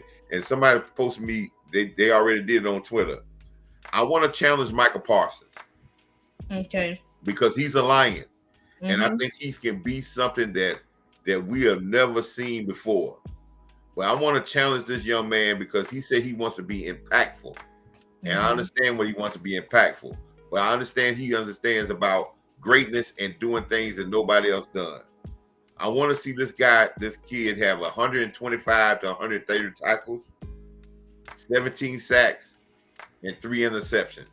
And somebody put in on the post and 6 forced fumbles. If he does that, that has never been done by any defensive player in the history of the NFL. And the reason why I want to say it's attainable because Bobby Wagner last year at an elder age had 125 tackles, 5 sacks, and 3 interceptions. So why can't Michael Parsons? Why can't Michael Parsons have 130 tackles, 17 sacks, and 3 interceptions? Yep. So okay, this Coach, is the challenge that I put out there for him, and it's not to challenge him to say, "Oh, I'm shooting you down." It's a challenge that the nation is putting out there for him being a unicorn, a chess piece, where he can be impactful in the run game, dominant in the run game, dominant in the pass game. And he can make teams fear him, and he can set a standard for a new breed of linebacker, which he is. Yep. He is what we don't know we can call a big nickel, but we can call the hybrid linebacker, D-line that can do it all. And he has the capability to do that. And I think when you're young and courageous like he is, if the chat world goes out there and challenges this young man, because we know he can do it, he'll get wind of it, and he will be that dominant guy that will make everybody else on this defense better. Because if he gets those stats, everybody else is going to eat, and they're going to eat well. And like I said, Star, I appreciate the opportunity to come on, and I'm going to try to get on off so I can go ahead and get to bed. But anytime, please reach out, and we can do this all anytime, and because I really appreciate your content and what you do for the Cowboy Nation, and keep on pushing like I tell everybody else. Thank you so much, Coach. Everybody, this is Coach Marv. Just so wonderful to have him on the show tonight. Coach, I appreciate your words of wisdom and you just talking, ball with me and, helping our audience just further just understand, various nuances of our team and what we can look for, as we're going in, because we are in the off season and we're in mini camp. Then we'll have our break, and then it's training camp. Training camp is literally next month. We're going into the dead period where everybody's gonna get their little vacation. I remind everybody to get the vacation and And I would tell a lot of when we go into this 6 weeks, I'm gonna do this, and I would tell everybody, take you a week or so off, maybe not 2 or 3 weeks, but take a week or 10 days off, and don't get caught up in all this crazy. Oh, they gonna get this guy, because that's all trying to get you off of your focus, and they all try to give you some skepticism. But take a week off, whatever, lightly do content or whatever that, because when training camp gets here, we are full-fledged of putting this thing together as people out here in the community and following. And let's stay on board with this team, and let's trust our coaches.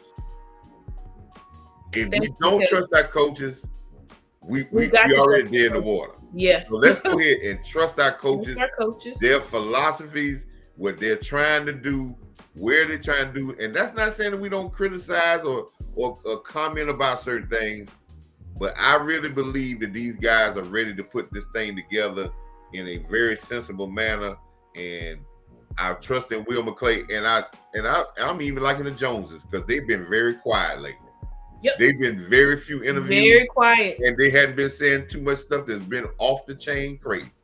Yep. So they understand that they have something. So they're trying to gear themselves up to win. And maybe they're trying to get to that point where it would be so great to have 6 so we can all celebrate. And right. So we can all just have such a wonderful time. Well, thank you so much, Coach. Salute to you, Star. And salute to all you people out there. And let's go out there and support and hit those likes, people, and share this content. Thank you so much, Coach. Okay, guys. So, pretty much that was Coach Marv. So happy to have Coach Marv talk ball with me tonight. I feel very special. But I pretty much went a little bit through my presentation already. But essentially, I want to hit some key points, and then we can go ahead and let out, because we're already past an hour. But so as we were talking, Damone Clark is definitely the guy that I think should be our linebacker. Our Mike linebacker. As we talked about his incredible his work ethic, right? Him being able to get on the field. He had, spinal fusion surgery in March, was able to get on the field and give us 10 games and make a huge impact. We already went over his stats, but he is the guy that has the frame, right? 6'3", like 230 or 240 something pounds. Just an absolute dog. Comes up and fills his gaps. Very smart. Knows the plays, knows the playbook. This is why I really think that he is a guy who should transition into that Mike position instead of LBE. As I said, if we could go, and I'll go ahead and show y'all. So when we talk about linebacker positions, these are the traits that a Mike needs. Okay, so they need size, strength, toughness. Okay, can't be too small. Can't be he can't be too small. Why? Because he cannot. If he's too small, he's not going to be able to shed blocks. Right? He needs to be strong to shed the blocks. He needs to have basically a high IQ, right? Because he is the quarterback of the defense, and all of these things to me scream Damone Clark. I was going to show y'all a video. I have it tagged in the description, but I don't think I'm going to go over that. But you guys can go to J Tuck's channel, CFO Sports, where he does a breakdown on Damone. And you can just see, one, how he made an impact, but also there's a video at the beginning where actually we can just watch that little short clip. It's real short, of Micah Parsons talking about Damone, because I think it's really important to know that this is how our leader views and sees him. of how he views him as a player, right? So it's just a little short video. I'm gonna just share my screen here, and we'll just watch the Because video. Damon's like my little brother. I remember when he got drafted, you know, he reached out to me. We got the same agent. And he called me and said, hey, man, I'm super happy to play with you. And, you know, how does it, like, you know, and he just asked me a bunch of questions. I'm like, man, you know, and I know about his injuries. Like, I'm not really expected to play. And, you know, he's texting me. He's frustrated. He's not playing. And, you know, for me, and I'm trying to tell him, I'm like, just be patient. Your time's coming. Your time's coming. And when he got cleared and he got his green light to play, man, and, you know, internally, I wish I could have watched him, but, you know, just play out there with him, knowing how hungry he was to get out there the field. You know, he's out there begging for scout team reps so he could get better, get back in the rhythm of things. So for me, it hit home for me because that's like my little brother, man. We hang out. We go bowling every Monday. I take him bowling. I whoop his butt in bowling. I hope y'all know that. But, you know, for me, I'm just happy he's playing. He's getting back in his rhythm because, you know, I think he loved the game more than anybody on his team because Damon's like my little. So just hearing, let me pause, let me get off of this, but just hearing that this is how the leader of your defense, which I consider Michael Parsons a leader, why? Because he's the best on defense, right? So just hearing how your leader speaks about Damone, right, should go ahead, and I'm going to put this full screen, but hearing how your leader speaks about Damone, he said, I think he loves football more than anybody on his team.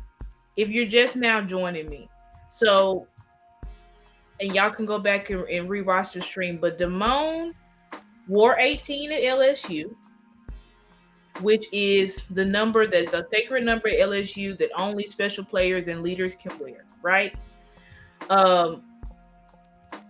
When you have somebody of that caliber, because that's what you need as a Mike linebacker, you need a leader, you need a quarterback, you need somebody who studies the game in and out, knows the playbook in and out. That's why LVE was put in that Mike position, because there was nobody that knew the playbook better than him. However, Damone is obviously faster and more athletic, you know, than LVE. So then I go over here and we look at Damone's RAS score, which is, if you don't know what RAS, it's relative athletic score, right?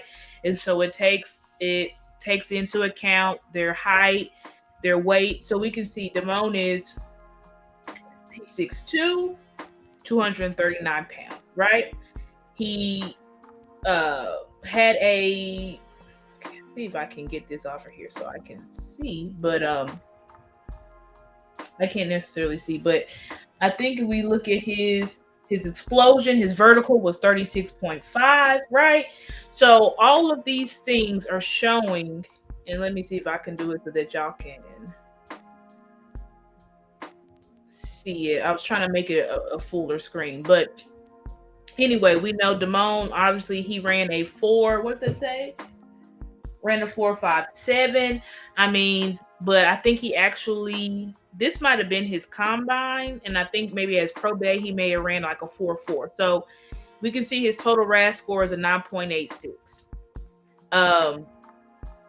Pretty much making him the most athletic linebacker on our team. So when you have a linebacker that not only has the athleticism, but also has the size to take on blocks and the ability to shed blocks, the ability to diagnose plays, when you have all those things combined, that just screams to me middle linebacker.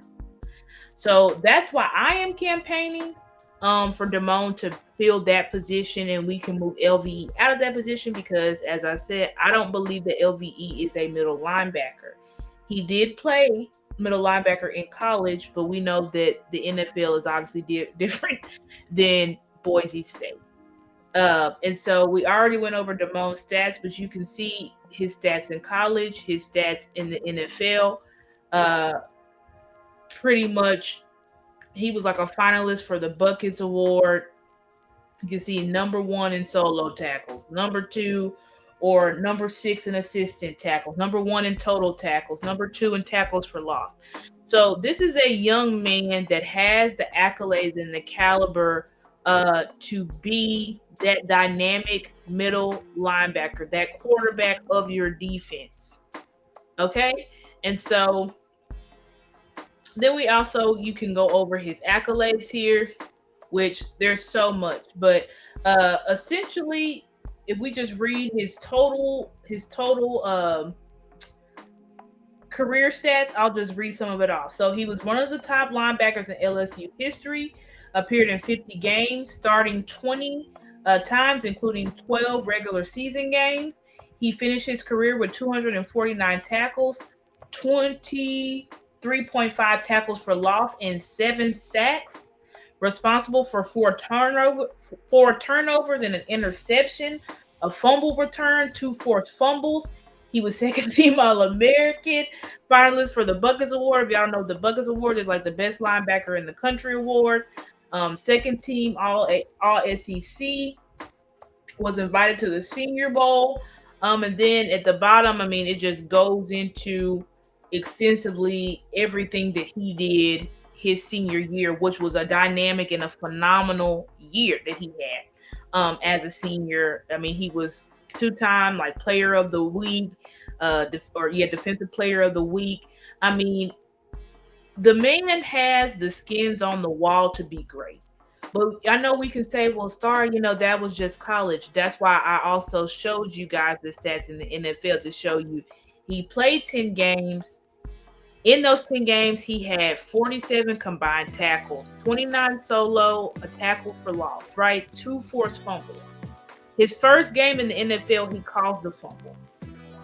That mentality is the type that you need for a middle linebacker. Again, we can go over the traits of a middle linebacker. I have it all here for you. So it says you need size, strength, and toughness. Those are the biggest traits of a middle linebacker.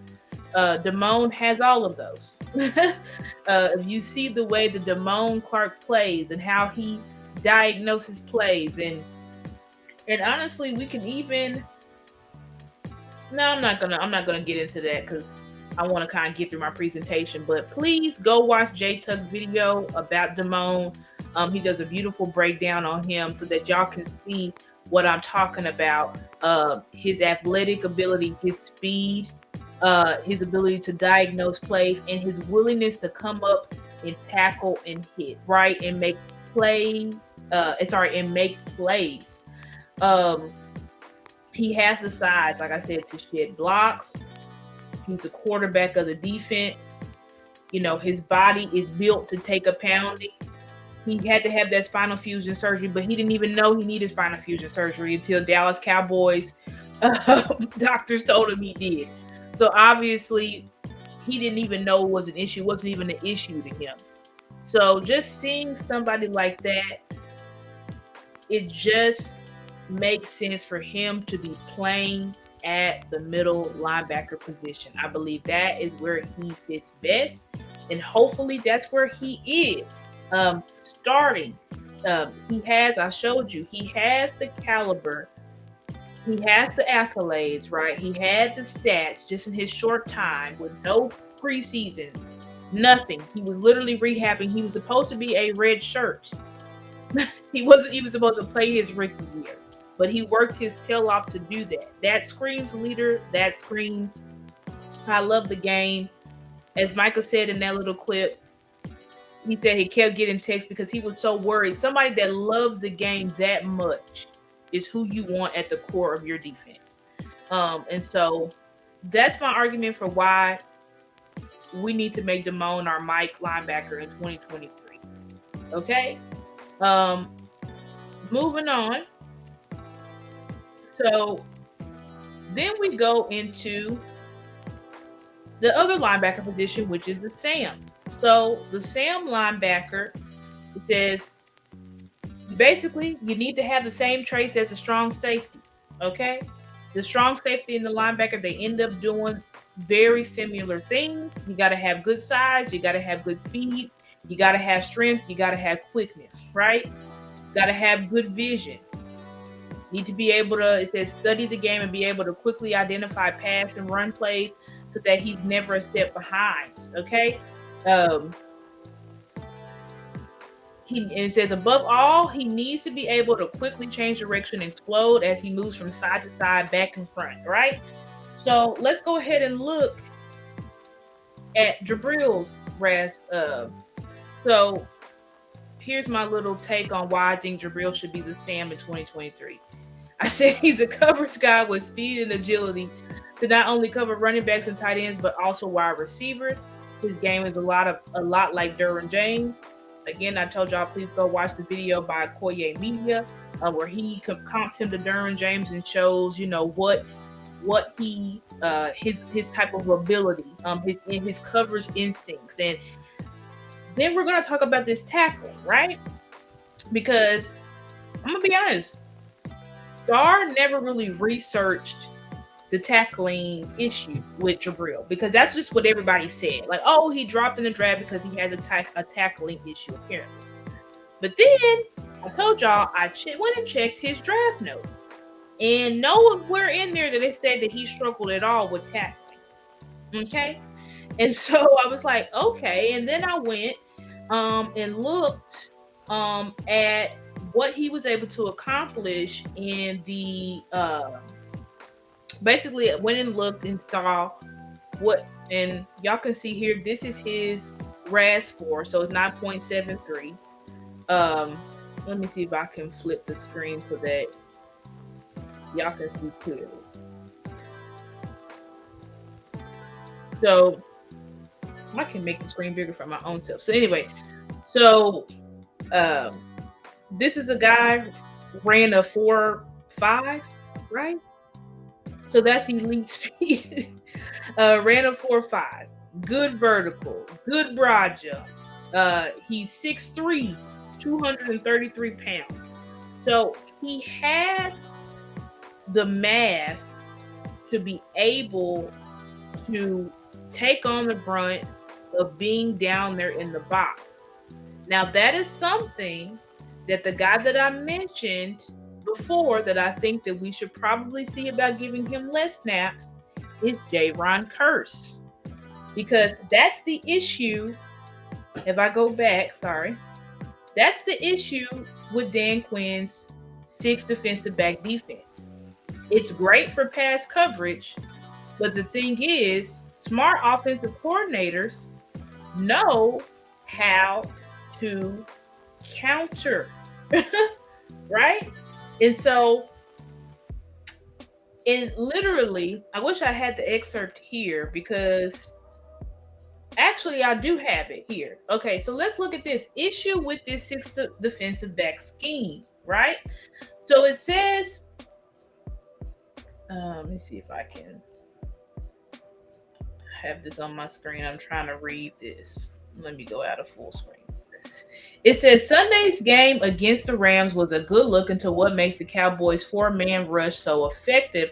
Sometimes Micah Parsons or DeMarcus Lawrence are simply better than their opponents, but defensive coordinator Dan Quinn consistently does well to put his players in advantageous positions.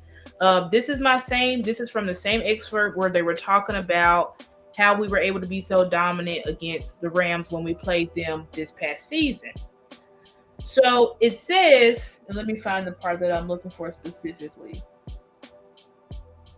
It says Dallas put both of their defensive tackles at a 3 technique and put nobody in the A gaps. Quinn was calling the Rams bluff that they absolutely positively would not run the ball from this personnel grouping in formation.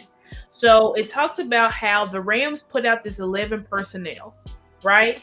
And so to match that 11 personnel, which is 3 wide receivers out of the shotgun, Quinn went into his 6 defensive back scheme because he knew that he didn't know specifically, but he pretty much was almost positive. That's what they're saying. He was betting on them not running out of that formation. Why do you think that the article needed to specifically say that? Because the run, right? I say great. This scheme is great for defending the pass, but it's ineffective versus the run.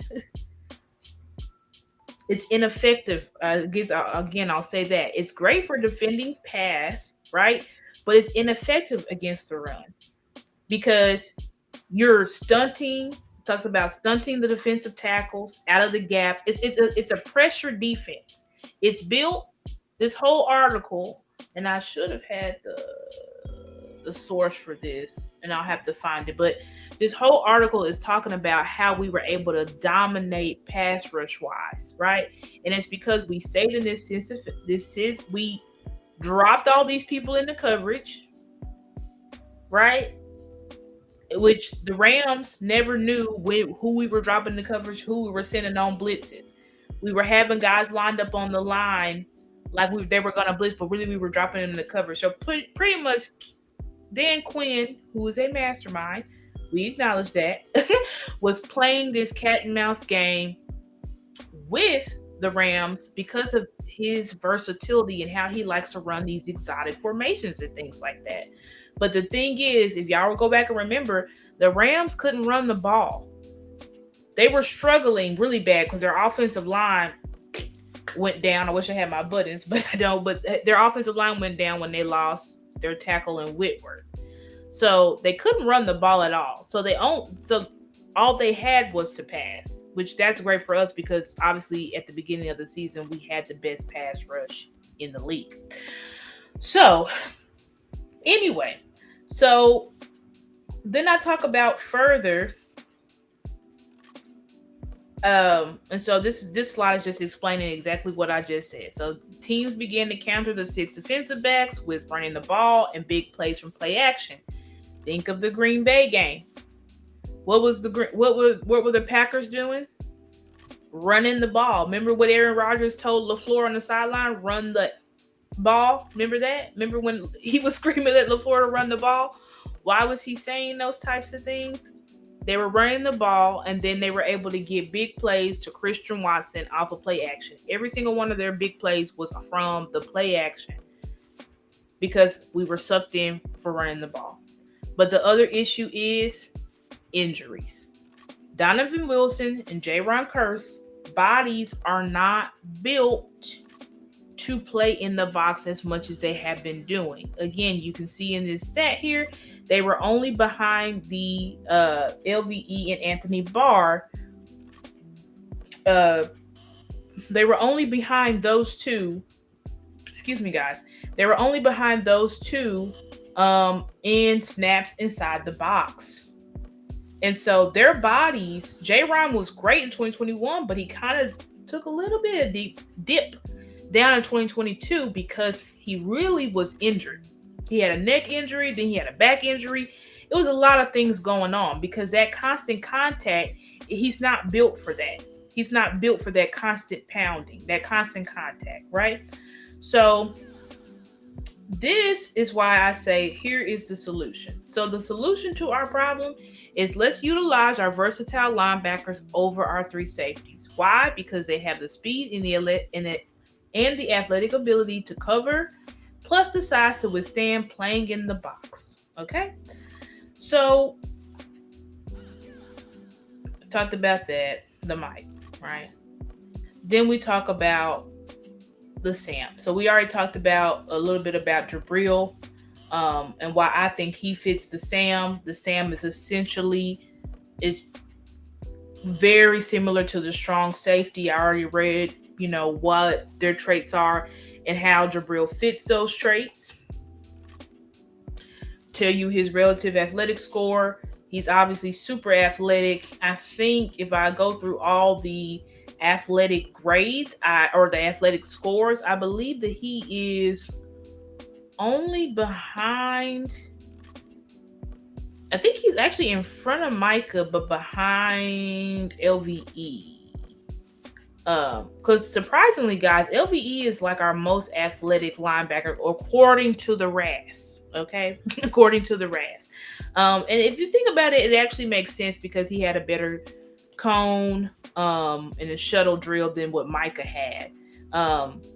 Micah obviously is elite fast, but LVE in 2018 was more agile. And LVE is still I believe is still very good at covering the pass. Where he struggles a little bit is coming up, filling, and tackling. But anyway, I want to talk a little bit just briefly, and I promise I'm gonna let y'all out in a minute because I know people may not stay with me too much longer. Me and Coach kind of ended up doing the whole show, but I just wanted to get a little bit through this presentation. But as we can see here with Jabril was the highest run defense grade. He had the second highest run defense grade of a rookie. It was Micah Parsons, then him. My question to you guys is, if he is so terrible, right, at tackling as people accused him of being, how in the world would he only be behind Micah Parsons in defending the run? And then we look at Jabril's stats in college. At LSU, right? He had 6 tackles for loss, 1 sack, 3 interceptions, going for a touchdown. These were his stats in 1 year, because he only played for LSU 1 year. He was at North Dakota State, then he transferred to LSU. So those are his stats. Oh, and he defended 5 passes with the fumble recovery. So when you have a guy like that with that type of production, then we go in and look and see how he was doing. And this excerpt to the right of the screen was in the preseason of 2021. So before the 2021 season. It said Cox finished his 3rd preseason game with Dallas Cowboys on Saturday night, where he once again led the team in total tackles. In 3 games, the former LSU Tiger had 15 total tackles, 3 tackles for loss.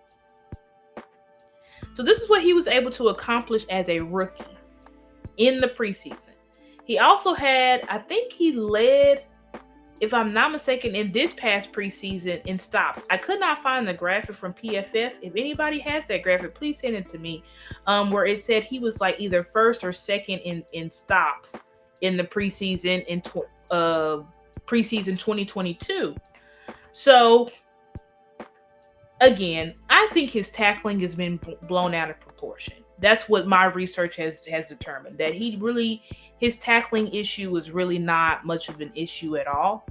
And I was going to show y'all a video, but I have the link down in the description. Y'all can go watch Landlord from Alabama. Shout out Landlord from Alabama. Y'all can go watch his breakdown of Jabril in the preseason, where he shows Jabril's blitz ability, his speed and quickness, ability to diagnose plays, his tackling ability. Jabril was actually doing a phenomenal job in both.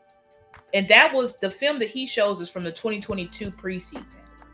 So this excerpt shows he was doing great in 2021 preseason. He was doing great in 2022 preseason. So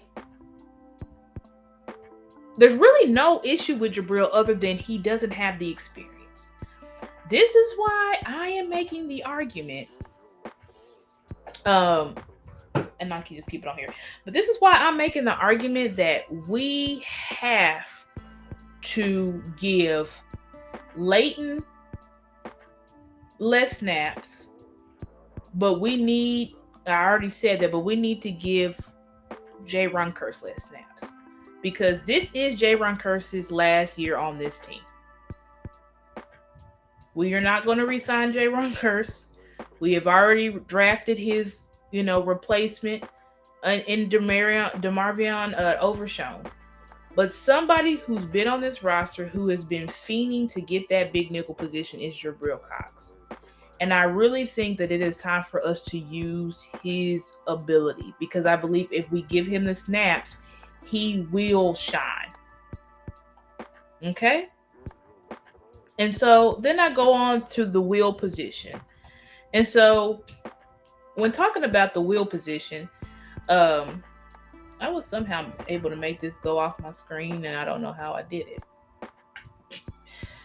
But when we look at the wheel position here, you read it, it says the trait that they need is athleticism, right? They got to have pass rushing moves, great vision. That just screams Micah Parsons, right? So the wheel should be Micah Parsons. He is our play-making linebacker. But we, of course, know that he does play edge a lot, right? And he's probably going to play edge more, a little bit more than what he played last year. So I said that who should be the wheel when he is obviously at edge is LVE. Okay? because LVE does have good speed. He does have unique height. He does have good ability. Okay. LVE has been playing out of position because when he was a Pro Bowler, he was a weak side linebacker. He was not a middle side linebacker. His body is not built, even though he's been pretty much healthy for these past couple of seasons. He did miss a couple of games last season, but it's not like half the season like he was before. So he has built up that armor around his body where he can sustain more tackles. But really what you want from LVE is him flying around. You want him flying around, not having to fight blocks, to where he can just fly straight to the ball. He can make plays. LVE, when in 2018, he was a play-making linebacker. Okay? Obviously, that's what got him a Pro Bowl. What's crazy is, did y'all know that LVE was a top 100 player going into the 2019 season? So LVE definitely has the capabilities. We've seen it. Has he probably lost a little bit of his ability? Possibly. But honestly, we don't know until we get a chance to see him in his original position. But he's really should move out of that middle linebacker position, because that takes too much of a beating, and that causes, he just doesn't have exactly what Coach Marv said. He does not have that that attack mentality. That's just not who he is, right? He's not a guy that wants to go fill his gaps, take on blocks, shed blocks. That's not what he wants to do. He wants to go around, fly around, make open space tackles, disrupt the passing lanes. That's pretty much LVE's game. That's what made him shine as a young linebacker. So hopefully if we can get him back in that position, he'll still be able to fly around and make plays. Y'all can go watch my show where I talk about why the defensive line would be dominant. And I go extensively over Coach Sharif Floyd, who is our new assistant defensive line coach, where we talk about, he talks about how linebackers won't have to fight to get to make plays anymore, where the linebackers will be able to roam free. And that's what you want for LVE. You want him to be able to roam free. You want Micah Parsons to be able to roam free, fly around, make plays. That's where they shine. So that's why I'm saying that LVE and Micah Parsons should both be able to play that wheel position. Because I believe LVE, that's his true position. Micah Parsons, when I went over the traits, you can clearly see he just is a stereotypical wheel linebacker. Okay. And then this just goes over his athletic score. Obviously, you can see LVE 9.98, Micah 9.59. So LVE just tested off the freaking charts. And I just think because of his height and his weight, I mean, y'all can see he blew up the combine, right? Blew up the combine. So obviously, it's been several years. It's now 2023. He's likely not that guy anymore, but he still has that mental. He has the ability to play fast because he knows the playbook through and through. And I think he'll be able to be a phenomenal mentor to Damone Clark and Jabril Cox and Devin Harper. But I want to show y'all something. So I've shown y'all the RAS scores of, this is LVE and Micah Parsons. I show y'all the RAS score of Jabril Cox, 9.7. I show you the RAS score of Damone Clark, 9.86, right? So let's take a look. This is the last thing I'm going to show y'all, and then we're going to let out. But this is the RAS score of, and honestly, I can hide this because I'm done with our presentation. But look at this RAS score of J-Ron Curse. 4.89. Right? Then we go through. The only thing J-Ron Curse was elite at was his size. but you see his speed was okay, right? His explosion was okay. His agility is very poor. Y'all know J. Ron is slow. Love you, J. Ron. If you ever watch my show, I love you. Again, you are a phenomenal leader. You had a phenomenal Pro Bowl year. Yes, I said it, Pro Bowl year in 2021. You waned off a little bit in 2022, but you still had a good year. But when we're talking about pure athleticism, he's not even close. All of our linebackers are in the nines. His is 4.89. Then, and let me show you this. Even look at this, Demarion. Now, Demarvion is lower than our current starting line. Not our starting, but our veteran linebackers. His is only 8.7 because you can see there his agility grade is just okay. He didn't have a great shuttle. He's obviously pretty, and he suffers in the size grade because I don't know if y'all know this, but he was a safety before he became a linebacker, so he's actually pretty small. And I did a film breakdown on him in my rookie review, which I have to repost, guys. I'm sorry that it got freaking taken down because I had some film in there that they said I wasn't supposed to show. So anyway, I'm going to re-air that. But I show you how he's not really too great at taking on blocks. And I think that has to do a lot with his weight. But he still has elite speed, has great explosion. I showed y'all on film. He does have the ability to really track a person down from one side of the field to the other. So he definitely has great, good coverage ability, good pursuit. When he is kept clean, he can make very good impact plays. So even his RAS score 8.07. Look at Malik Jefferson's RAS score 9.77. Right, off the charts. Elite speed, good agility, great explosion. But then we look at, and I thought I had Devin Harper's, which I did, but for some reason I'm not seeing it here. Hold on, let me bring up Devin Harper so y'all can even see that Devin Harper's was even in the nines. Y'all give me a second here. I think this is Devin Harper's. Yeah, so y'all can see Devin Harper, 9.51, right? He had poor size grade. I mean, elite speed, elite agility, great explosion, right? So these are guys, our linebackers are absolutely killing it with athleticism. But then look at our safety. So I showed you J. Ron Curse. Here's Dono's, 6.97.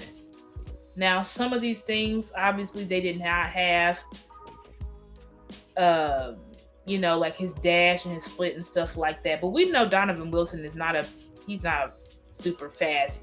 His game is, he's a missile. He's a guy who likes to fly around and hit, right? But he doesn't have elite speed or elite coverage ability.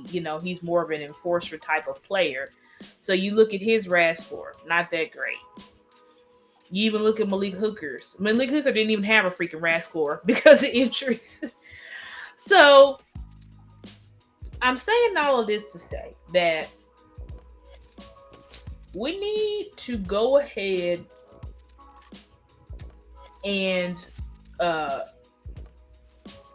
I think we should just go ahead and get our linebackers on the field. I think that it's time